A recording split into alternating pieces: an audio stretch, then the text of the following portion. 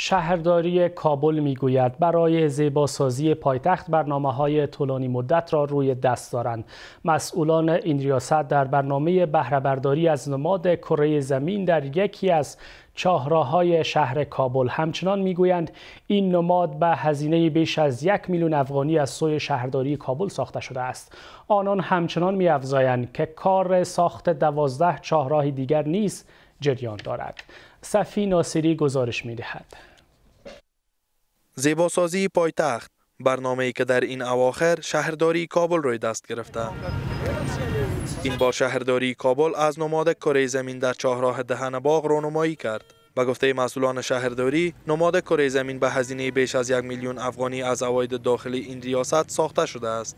این کره توسط انجینر داخلی افغانستان طراحی شده و ساختش هم توسط انجینر داخلی شده و پیام ما که کره داره فقط یک پیام روی بخشیدن به مردم داره. کدام پیام سیاسی از این ما در نظر نداشته ایم. حقیقتا فقط یک روی بخشیدن به مردم است و یک نماد جغرافی است که کل جهان است، فقط عمیق بوده است. در کدام پیام واضح سیاسی ما از این نداشتیم. شهرداری کابل همچنان می‌افزاید برخی از شرکت‌های داخلی نیز با هزینه شخصی برای تطبیق پروژه‌های زیباسازی پایتخت با آنان همکاری می‌کنند. دی ډیزاین پر رابطه وای دلته خارجي انجینرانو نه د افغانانو کې استعداد شته. الحمدلله که مونږ امنیت وي، حکومت زمینه برابره کړي، سوله وي، نو ان شاء الله ډیر داسې کارونه به هغه په مخ لاړ سي. مسئولان شهرداری کابل همچنان می‌افزایند برای زیبایی پایتخت کار ساخت 12 چهارراه دیگر نیز جریان دارد.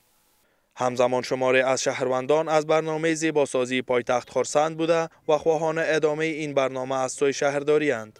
خوش هستیم که باید همه چهارراهی همه تو به مثل از این چهارراهی واره همه تو همین رقم جور شوند.